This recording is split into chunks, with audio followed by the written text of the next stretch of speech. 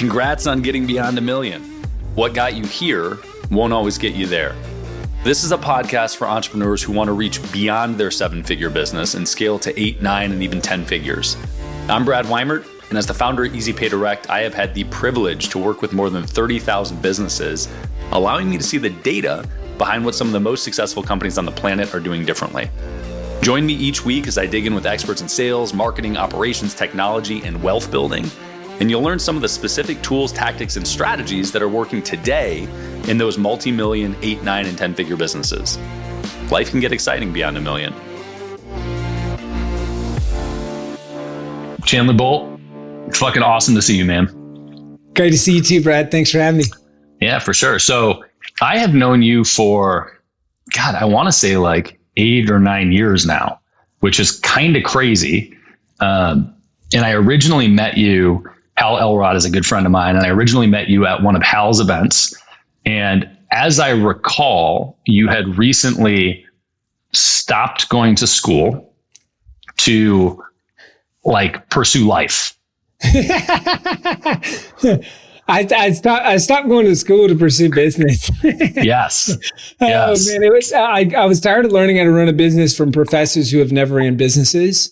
That didn't make too much sense to me, and so I decided to drop out. I built some confidence from running a few businesses, and I realized, hey, I'm learning more from actually doing this than from going to school to learn it. We mentioned right before the interview, learning from student painters, which is HQ'd in your homeland in Michigan.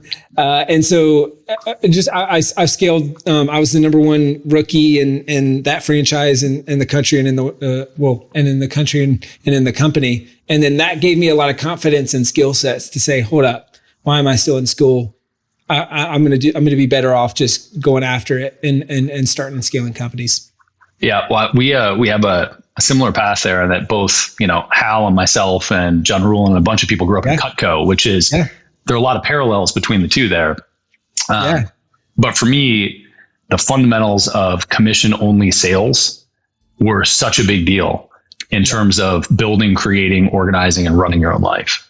No doubt. I've tried to hire the elusive Cutco person at self-publishing school for years and years and years, because we hire direct salespeople into our sales positions. I think you and I have talked about this, but I think it's one of the best things you can do to develop as a young person, whether you want to go into sales, whether you want to go into entrepreneurship or just learn people skills. Cutco, student painters, all those things. You learn more in a year or two there than you do in a 4-year education, in my opinion. Unbelievable. Really, really unbelievable. Totally. You end up being really, really self-reliant. And I think one of the core things that people fail to do is have the self-awareness to completely depend on themselves and realize that they are responsible for their outcomes, even when they don't feel like it. Yeah. So you started self-publishing school, and I'll do a little intro on this outside of this, but just background, I've watched you grow it over the course of the last 8 years, which has been just super fun. And one of the things that I really love about watching it is your transparency and sort of vigor for learning and improving, and how those two things are tied together. So you post on a routine basis your goals for the month, and they're on a little piece of paper, and you scratch them off as you accomplish them. I love it. So everybody gets to watch where you are, but I imagine that also gives you quite a bit of accountability in terms of hitting the goals. Yeah. I'm a big fan of public accountability. You learned this just as I did in Cutco and in student painters. Is that the concept of a leaderboard, and everyone's on the leader, and it's like, oh, so it's just public. And then, we're a client, with you guys, obviously. And so you have ultimate transparency. I'm already really transparent, but it's like, you see the numbers hitting the bank account. So you've seen you guys, I guess, have seen the business grow from that end and know that it's legit, and how consistent, we are on that front. Yeah. Well, that's actually one of my favorite things about, doing this podcast and also just life is that over time, somebody tells me a story, then I see their numbers. I hear the story, then I see their numbers. I hear the story, then I see their numbers. And my radar has gotten so good just by default. You get a big enough data set, and my BS radar is pretty sensitive these days. So it serves very well to be able to get great people to kind of give their tips and tricks here and teach the rest of the community. So appreciate you coming. Can you give some framework for kind of the size of the business, scope of the business, either revenue or people or whatever, and where you're at right now?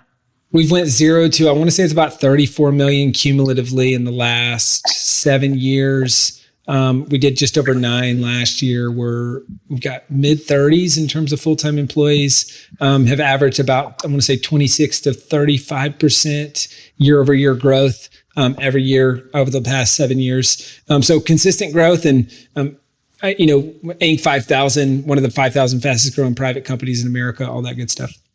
I love it. That's awesome and super helpful. I have to ask you, and this is more for me than anything, but with that transparency,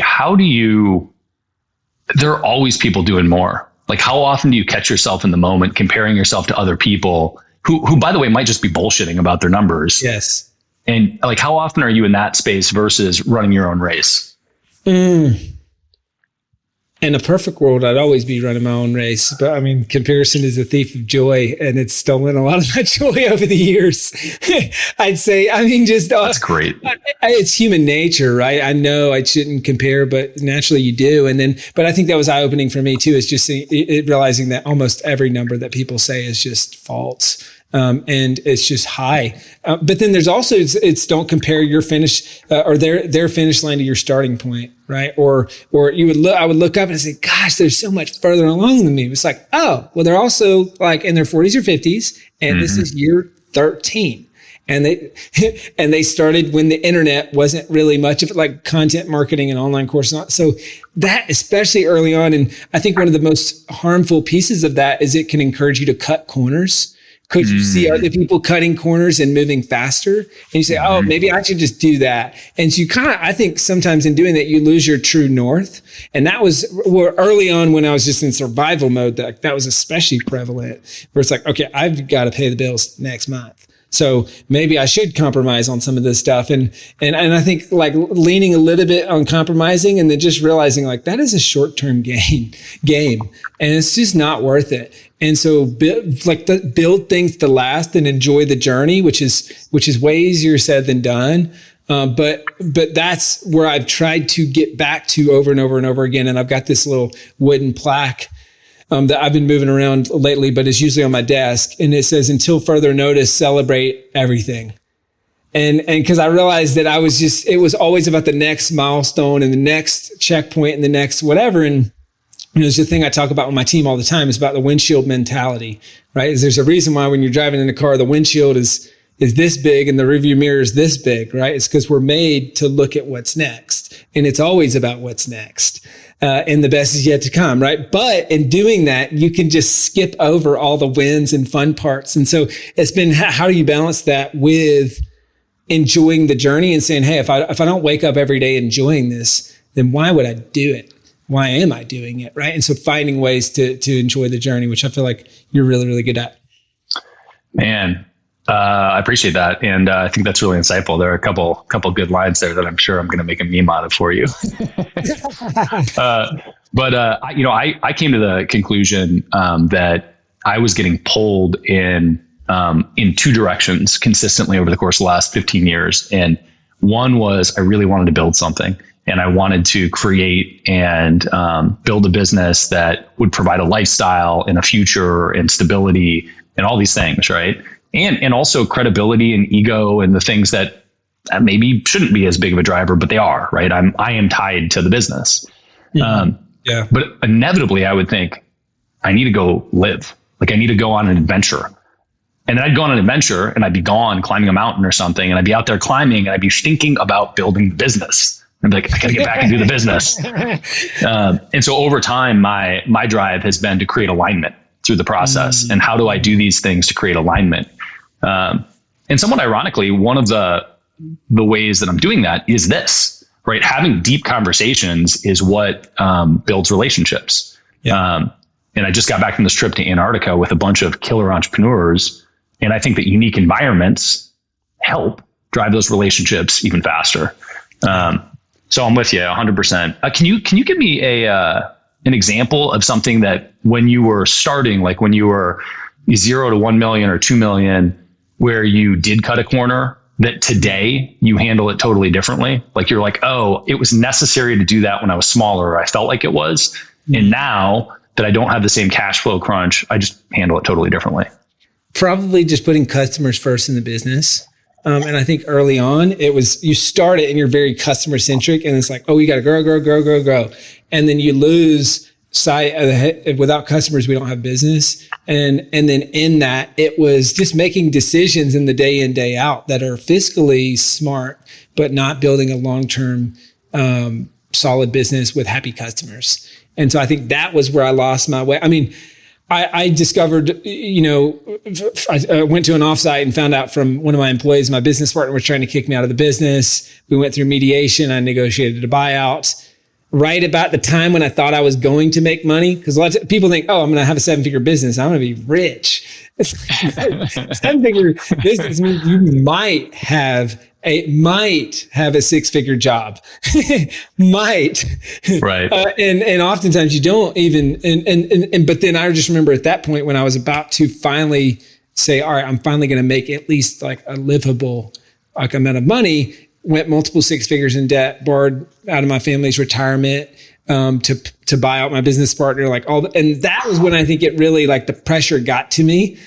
And it was like, all right, this is my family's retirement, my parents' retirement, and from my brother, and actually, believe it or not, from Hal Elrod. Those are like the 3 people I've from. And I'm like, I've got to pay these people back. I can't not do it. And so then that pressure just causes you to make those short-term decisions and say like, oh, maybe this is like, I have a very strong moral compass, and maybe this is like 1-2 degrees off, and like, let's play in the gray a little bit. And it's just like, man, long term, ain't nobody got time for that. Like, why are you doing it? You're not building something sustainable. It's not a way I want to live and do business. And so those were all the types of things that I think compromised on, and then realized, all right, we got to come back to this and start looking even more long term and investing in successful customers, happy customers, a great team, like all those things. Yeah. I feel you. I think that for me, as I evolve through life as a human, both in personal relationships, whether it's family, friends, or acquaintances, and in business, how I respond changes, and it's more value driven today than I think it ever has been. And because I'll catch myself today, something will happen, and I'll think, oh, I feel like I should take. I feel like this is, I should take. And then in my head, I'm like, oh, but I don't really want to do that. Right. Like that's the short-term gain thing. Right.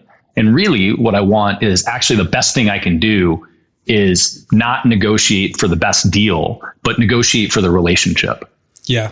Right. And drive the relationship forward. I love hearing that. So one of the things that is awesome about your company is that you're fully remote, and you always have been. So, we went through this whole COVID thing, and a lot of people were forced to go remote or figure out the remote thing. You have been fully remote since jump, right? Yes. So how do you think about building, and how's it changed over time, but how do you think about building a remote team and instilling culture in community? I mean, because that's my challenge, right? My challenge is like, I want people in house because I can go touch them, talk to them, and like build relationships. Yeah. It's tough, man. We've been remote first. I created kind of this, I've got this YouTube channel. It's a podcast. It's called the 7-Figure Principles podcast, but it's really just like a fun little side project.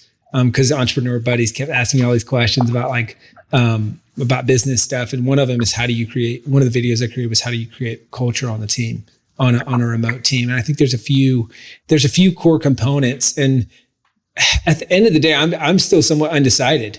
Like, part of my keeping the company remote is I'm not willing to commit to a location long term. It's like, man, if I build an office, I have got to be in that city. And I think I think in some ways, like you said, like, I think I would be a better leader in person, because it's like, words of affirmation, physical touch. Like I can pat them on the back and say, hey, you're doing an awesome job.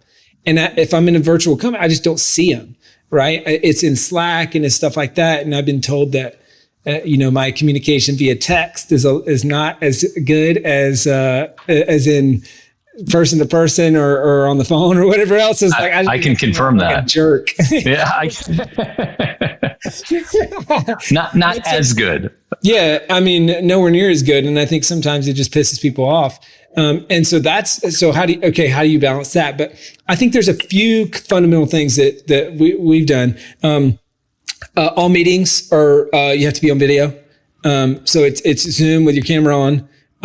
There's a bunch of little things like that. We do, it's just like humanizing and personalizing the work experience. So offsites, in-person offsites, twice a year, for the full team, every quarter for the leadership team, virtual offsite on the every other one. So we have an offsite, once a quarter.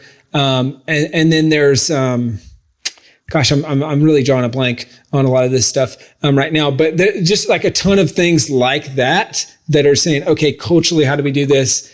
Running meetings through Asana, a bunch of things like that to just like kind of give some overarching structure, but also humanize it. Like one-on-one cadences, just a bunch of that to where it's not. Some people don't like it. We've had people who are looking for more of a laptop lifestyle or looking for more of like, hey, I don't want to go on meetings. I just want to like, submit my thing. And it's like, okay, cool. This is probably not for you. Like we are building relationships with people we are doing life and doing business with that we want to build something long-term. And some people, maybe that's not for them, but they can self-select kind of out. And I think we found that people like it because you get a lot of the benefits of work from home, but then you also feel like you're on a team and not just I'm an icon on Slack. And in Asana where people ask me to do stuff and I do it. One of the things that I know about you is that you said I drew a blank. I'm forgetting some of this stuff. I'm fairly certain that you have some SOPs sitting somewhere that have all of this outlined. No doubt. Yeah.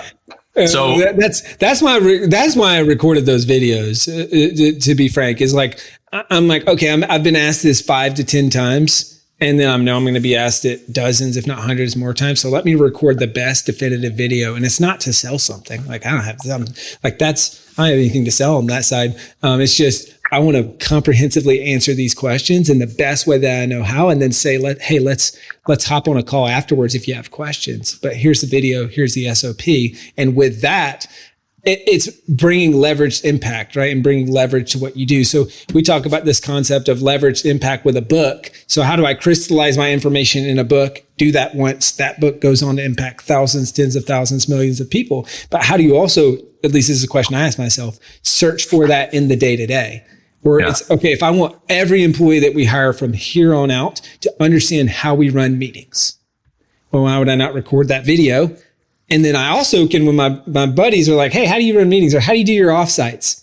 Here's the video, right? And so now I can one-on-one teach, thousands of people that topic in a leveraged way. And so that's just one thing, I think scaling beyond $1 million, it was a big piece of advice that I got from a mentor of mine early on is he said, Chandler, I never do work once. Like where I'm just doing the thing. I create leverage. So if I'm teaching a thing, I'm going to record it. I'm going to repurpose that as content. So that kind of looking for that is how do I bring leverage to what I'm doing? I love that. I had as I know you to be as well. I'm an executor. Yes. So I've got a business coach who, a couple years ago, he said, are you successful?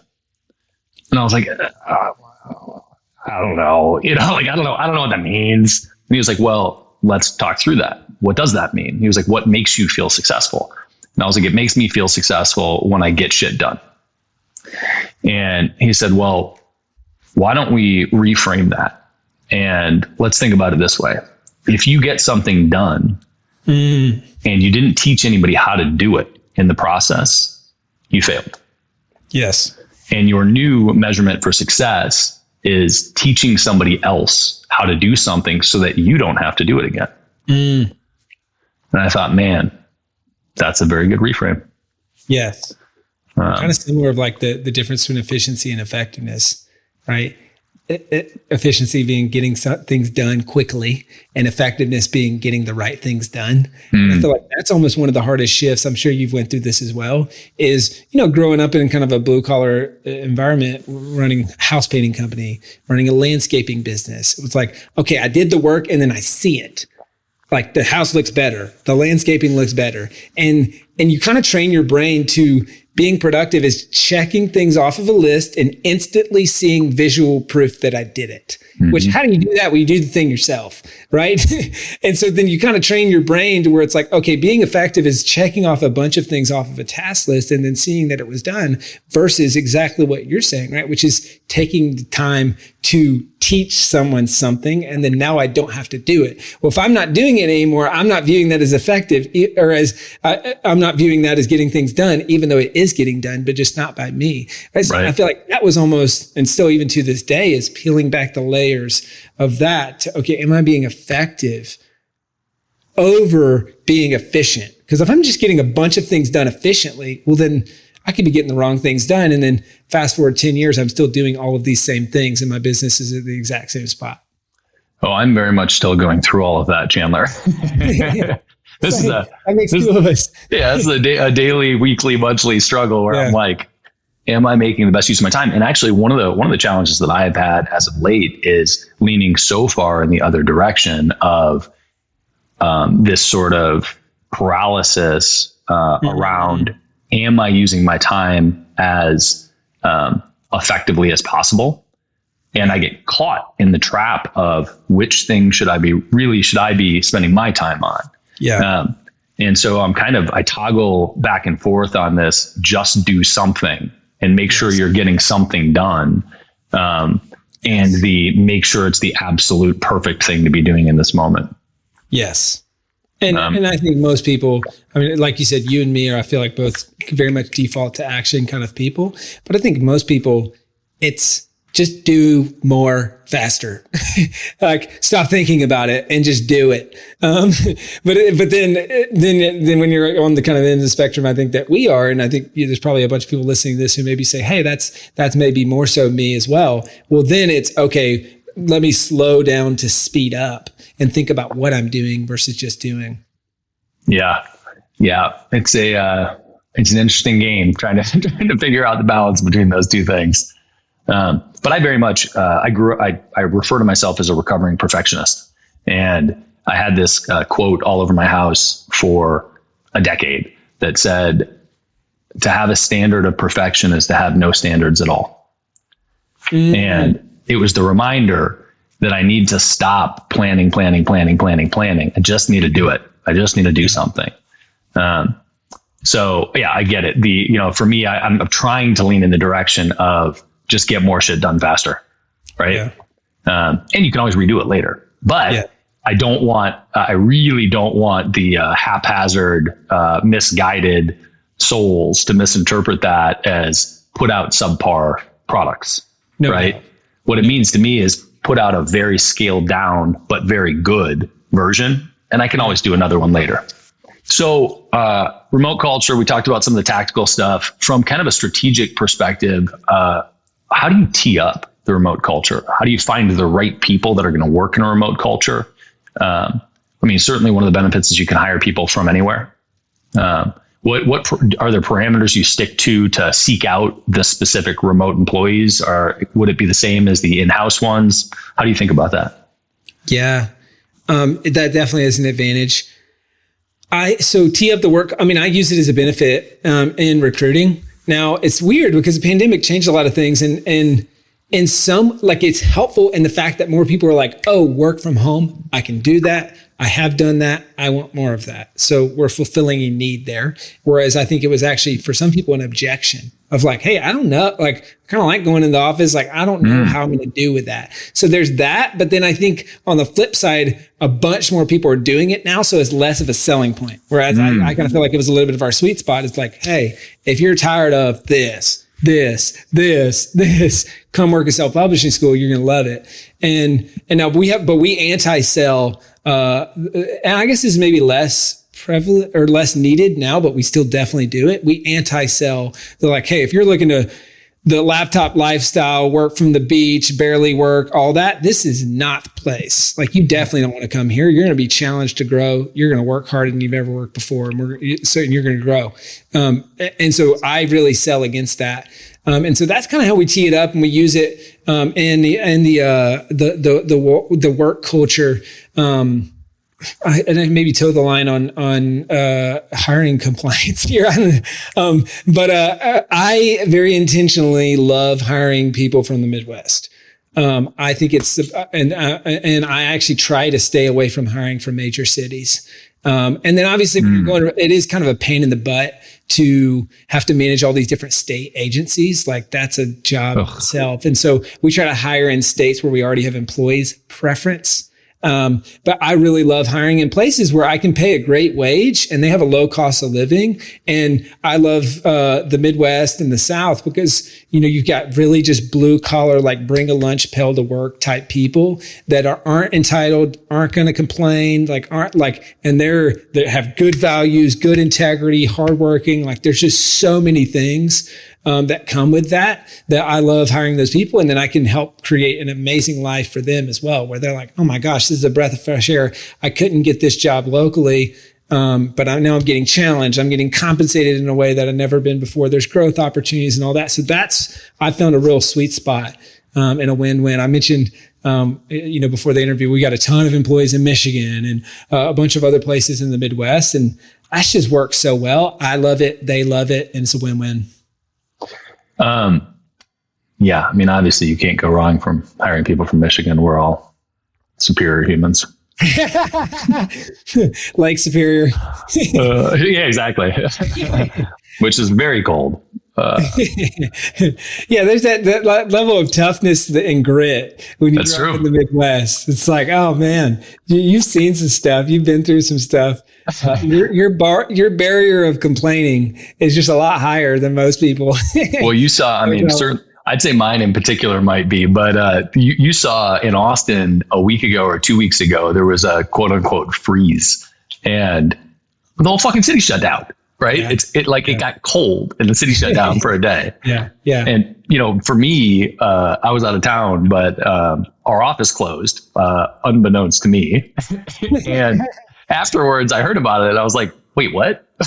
What are we doing here? It just got cold. Everyone was doing it. It was, everyone. I was in the middle of trying to buy a house and I'm like, what? They're like, oh yeah, maybe we'll be able to come out and do the appraisal. Maybe we won't. Maybe there's this other appointment. Maybe we won't. I'm like, what are you talking about? Like, it is going to be 34 degrees. What is going on? Yep. That's awesome. One of the things I'm impressed with you is that you are an executor and that you are an operator in the business, and that you really lean into it and seem to enjoy it and want to get better at it. On more than one occasion, I've been in very social settings with you, snowboarding actually. So both, I remember snowboarding at Dan Martell's event before we went up into the mountain, and then and like we're riding. And I remember this exact, yeah. For hours, we're talking about sales. And yeah. And I love that. But it's this curiosity to learn, discover, iterate, get better. Part of that is for me, I'm always frequently thinking about the structural side of this, right? So how do I put systems in place that are going to facilitate the process for the future? From a remote perspective, what's the glue that holds the ecosystem together technically? What are the tools that you couldn't go without, or that you're like, man, this is the best in class thing. We lean on this. This is a big part of the business, right? It's at the core. Yeah, for sure. I'm just laughing because I'm just like within practicing what I'm like, oh yeah, I've got this video that's like top 10 tools. I love it. What's the YouTube channel again? It's called 7-Figure Principles. Love it. And it's like only go there if you're a business nerd or a leader or whatever. And I mean, these are like in-depth, like 28-minute video. Like, just drop the mic on whatever topic like this that you want to learn on. But so tools, I would say there's Asana for getting things done. HubSpot as our CRM for communicating with our customers, and then Slack for informal communication. Those are like the big three. I mean, you've got Google Docs, you've got Zoom, you got kind of all these things on the periphery. But those are the three main things I would say is our CRM in HubSpot. We've got Asana, tasks and getting things done. And then Slack, and I'm probably missing. So there's a bunch of other things. Sure. If I think about core infrastructure, those are really the three main things. And the thing I try to talk to my team all about all the time is, hey, we've got these three main tools that we use. One of them was designed by a video game company, which means it's unbelievably addicting to use, and that's Slack. Yes. It used to be a video game company, right? But where we communicate with our customers is in HubSpot, and where we get things done is in Asana. So your mode of communication should be in that order of priority. HubSpot first, Asana second, Slack third. Because you just find, I mean, it almost defaults to this. If people like task you in Slack, it's like, this is not our task management software. Like, that's Asana. Or if it's attached to a customer, that's in HubSpot. So at Brad, would you mind blah, blah, blah, like doing this thing? It's like, no, you don't do that. Yeah. It so happens, but you have to, like, I find, just kind of mercilessly just fight against that and say, hey, like, we got to go back to the process. And that's actually something we're going through right now is we've got great systems, and a lot of ways we're not using them. And that's the problem. It's not that we don't have a system, but that we're not frequently using the system. So it's all about, okay, how do we simplify and delete stuff that we're not using, and then get back to using core SOPs and things that we have. And so it's kind of similarly within Asana, HubSpot, Slack, et cetera. So what do you find to be effective in that process to reinforce procedures as you've grown? I feel your pain here. Yeah. It's hard. It's so hard. And I get it. We're all human, right? So it's like, oh, I can just do this. I know how to do this. I don't need to update the process or whatever else. But early on, I mean, this is like kind of funny and niche, but we set up this autoresponder in Slack that anytime someone asked a thing like, oh, can you, or will you, or there's like all these trigger phrases, it just like dropped this meme or this GIF of like someone crying. And it was like, and it said, don't task me, bro. And it was like, because they're like trying to get tasks out of Slack and into Asana. So like, I try to, as much as possible, either have a like a code word or something funny. So it's not, cause that's one of the hardest things for me is like, you're the enforcer of that, right? But I don't want people's experience with me to be like, man, Chandler's a jerk. Like the only time I hear from him is he tells me like, stop doing this, move that to Asana. Can you please follow the SOP? Can you send me a calendar invite? This is wrong. Like, can you follow up on that? It's like, but I feel like as an operator, that is like a lot of communication. So it's like, I'm trying to figure out, and we made some progress, but still working. It's like, how do you build those into the culture? Yeah. To where it's not a shaming thing. Yeah. It's just a friendly reminder, and someone can say, yeah, my bad. You're right. And then you're redirecting behavior back to SOPs and stuff like that. I love that. Well, I love the idea of making a point of always having some levity and having it be funny.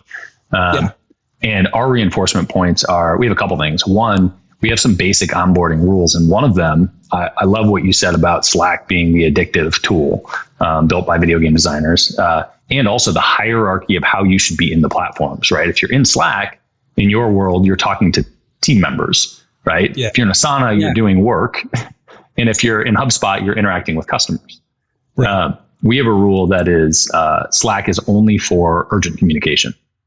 And that the effort there is to maintain or to eliminate alert fatigue. One of the things that we found with Slack was that if you get comfortable using it as a chat app and you're just kind of like hanging out with your friends, then when something is important, nobody's paying attention. Right? Yeah. You're waiting for a response. Yeah.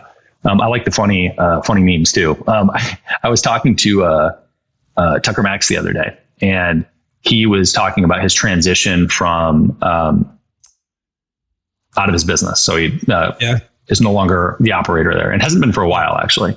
But he said, the only management I know how to do is seagull management. And I was like, I don't know what that is. And he was like, well, I just fly in and shit all over people and then I'd fly away. I was like, that's, I'm very good at that. I'm familiar with that.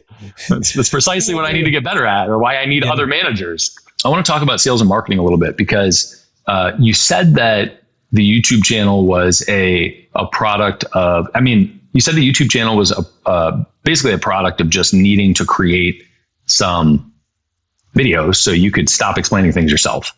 A YouTube channel can be a really powerful content marketing tool.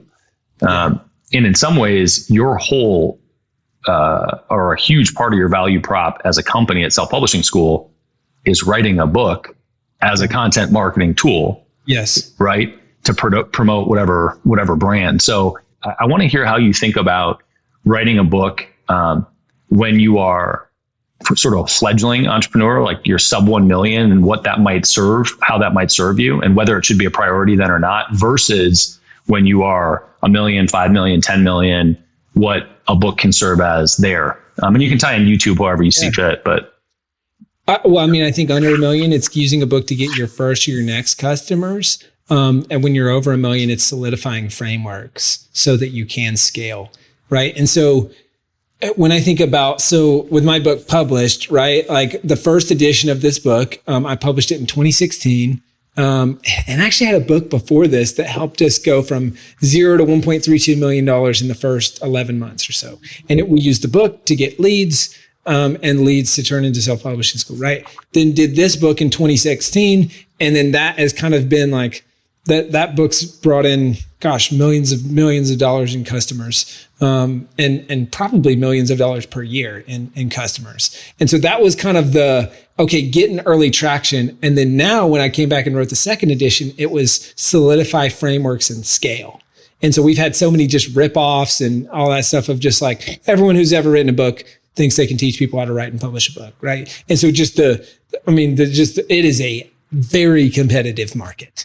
And so we've seen that kind of pop up. And so now we're saying, hey, let's stamp kind of our flag on these frameworks and then use these frameworks for my coaching team, for our sales team, for everyone as we scale. And so when I think practically for entrepreneurs, I look at how do I use a book to get more leads, sales, and referrals. So leads, these are people who hear about you because of your book. Right. So these are people who wouldn't have heard of ClickFunnels if it wasn't for one of Russell Brunson's books. Right. Or that sort of thing. Then there's more sales. So people who already know about you, but who now choose to do business with you because of your book. The root word of authority is author. You can't spell the word authority without the word author. Like you are becoming an authority in their world and they're saying, oh, I should do business with them. And then there's the third piece, which I think you guys have done this a little bit, but using the book to get more referrals. Right. So I look at this as like, hey, how do I give 2 books to every new customer or prospect and say, hey, here's one for you and one for someone you need, or one for someone you know who needs help with insert the problem that you solve. Right. And so when I think about early stage, it's all right, what are the broken record conversations that you have with every new client or prospect? What are the objections people have before they do business with you, or the things that you're going through in onboarding? Write a book about that. Put it as a pillar of your business to accelerate traction in initial customers. Then it will also make your sales process more efficient and effective. It'll make a bunch of different stuff just better, and then save your customer support team time, like all that stuff. So that's what I think about it there. And then later in the journey, it's using it to solidify frameworks and scale. And then circling this back to YouTube. In any content marketing, it's like, okay, I've got the book. Now there's a chapter on how to launch a book. Let's have a video on how to launch a book. Let's have a blog post on how to launch a book, right? There's a chapter on how to write your rough draft. There's a video on how to write a book. There's a blog post on how to write a book, right? And so it's all right. Let's again, back to the leverage thing. How do we use this to bring leverage in the content that we're creating? So no matter the modality that people prefer, they can find us in that modality, and that will lead to them doing business with Self Publishing School. Got it. So for diving a little deeper on content creation across multiple platforms and modalities, as you said, where do you start with that, right? So like most people do some sort of content splintering, right? They create a piece of content that then rolls into is sort of repurposed into other types of content with the same core material pushed out onto different platforms. Where do you start with that? How do you think about it? How do you execute it? Yeah, I think where I start is less but better. So less content, but content that's going to actually rank and bring in long-term traffic. And so if it's just a short-term, like, oh, I'm going to post this on social and then it's going to disappear within a couple of days, just not interested. We're doing more of that now, but that's not how we built. It was, okay, what are the keywords that we want to rank for? How can we create the best content on the internet for that topic and then get as many backlinks as possible and aka get it to rank for that keyword so that now it is a continual traffic source. And so that's kind of how I narrow in on that. You could also say, hey, where are your customers at and what are you good at? So for me, it's video and I'm less on the written. So we have a writing team that does all the written content. I'm more powerful on video. And so I default to that. That's kind of why I did the principles videos and then some of the self-publishing school content. It's like, I just default to video and then we can have the team create a blog post out of that or create a lead magnet or whatever else. But biggest thing is you don't have to publish a ton of content. Publish great content that's drop the mic on that topic and make sure that it ranks. Because if it doesn't rank, well, then you're just going to be on a hamster wheel of just, posting things and all that, which is just, some people that they build their whole business off of it. And that's a bit like, that is a unique way to grow a business. It's just not for me. It's also a ton of effort to do that. I can tell you as we're, currently 25 episodes into the podcast, it is a ton of effort to be recording all the time, shooting all the time, editing, chopping it up, pushing out content from it. Yeah. But like you said, I think one of the things that I really liked about that was look for the medium of content that you enjoy, that you think you're good at, and start there. Yes. And for you, that's video. Objections or the sales process, right? So, I would go ask your sales team, hey, what are the top 5 to 10 things that you guys hear all the time that are either objections that you have to handle on that call or that are triggers that bring people onto the call, and then create the best on the internet content on that, right? How to set up a merchant account. What if I do if my funds get frozen in a merchant account? Like, I'm just spitballing here, but you probably have a bunch of those type triggers that it's like how to integrate payments with Infusionsoft or whatever the things are, right? And it's like, okay, if I can answer that very specific question, well, then this is a buyer. And that's actually, I'll add one more thing is early on we chase traffic. Now we chase high buyer intent traffic. Small distinction makes a massive difference. So early on it's just like, oh, our traffic's growing, it's amazing. And it's like, all right, now let's try to get leads from that traffic. All right, we got leads, this is amazing. Okay, now let's try to get them to book an appointment. Like, oh yeah. And then you realize you're like, oh wow, okay. If someone searches writing prompts, they're writing a high school paper, they're never going to sign up for self-publishing school. Yeah. That's half of our traffic or what, like back in the day. It's like, oh, but if they search how to publish a book on Amazon, they are booking a call. They are signing up for self-publishing school. Like that is a high buyer intent keyword. And so that's what we think about a lot more now is, okay, and good news is less competitive oftentimes. Like I feel like, especially in your space, it's like you can solve some very niche problems at a high level and then, all right, book a call and let's chat about how we can handle your payments, easy pay direct. Right. And so, I'm just using you as an example, but anyone listening can do that for their business, obviously. I think they should all do it for easy pay direct. How to write a book. Work with easy pay direct. Talking about getting terrible traffic to your website. Yeah. Buyer intent. Yeah. I think that's super helpful, man. And I think the other thing that struck me while you were talking about that is sort of this idea of the two approaches to tying it back to the beginning, two approaches to execution and strategy. And one is plan, make sure the strategy is solid, correct, make sure you're teeing everything up appropriately, and then go. Versus just start producing content, produce, do more in less time. And the irony is that I think very certainly if you are very tactical in your approach and you produce the exact right things and it all ranks, that wins. But you can usually take enough action to solve for your own stupidity.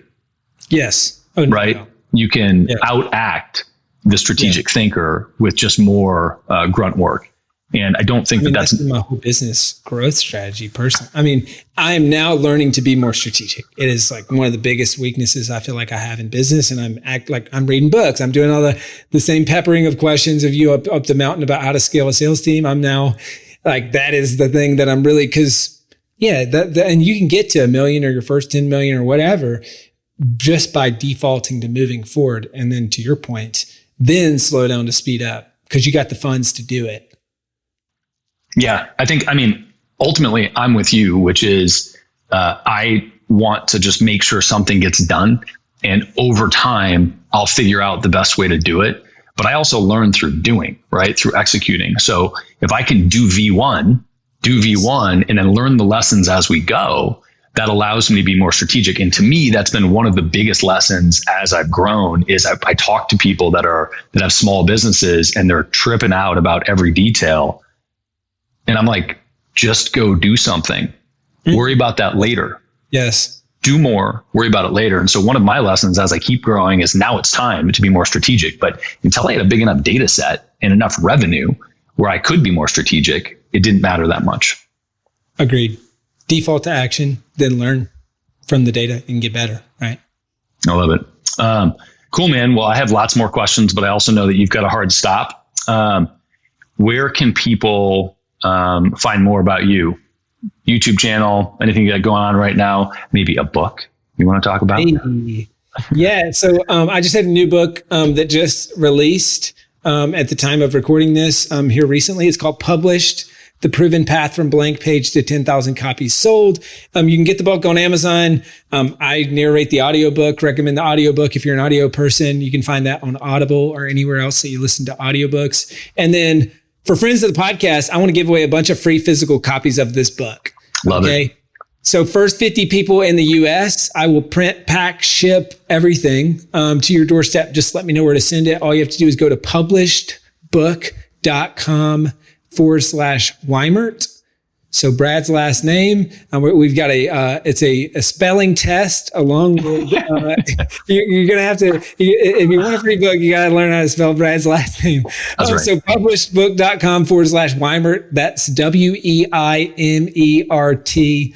And then just go there and tell me where to send the book. And like I said, first 50 people in the US will send you a free physical copy of the book. I'm bleeping that out. It's definitely a spelling test. That's awesome, man. Well, I appreciate the time, man. And I'm so glad that you're here in Austin now. Let me know when you're actually back here, because you've got a quarterly trip to keep the glue of the business together and bring all the remote employees into one place coming up right now, don't you?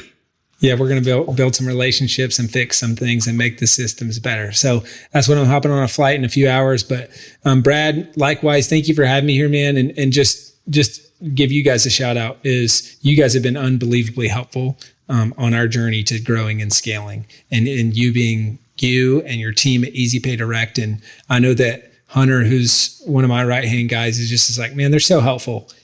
Anytime we have something go on with our merchant accounts, and you guys have saved us a ton of money, as well as just made that process so much better. Where I know that he was like, yeah, I used to have to be the guy that was always going directly to merchant accounts, worrying about, hey, are they going to freeze our funds? Like, can I negotiate down the rates? Like, blah, blah, blah.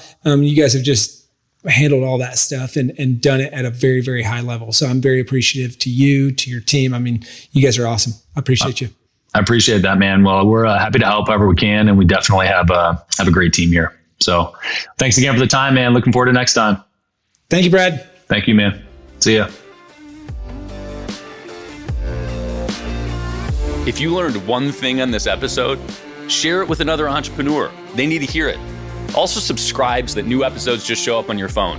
It's a lot easier that way. And if you want the really good stuff, check out our free BAM! Tactics and Strategies course. It's where we curate the best tips, tricks, and tools that our guests know, whether they've shared them on the podcast or not. just go to beyondamill.com. You'll also find previous episodes and show notes at beyondamill.com.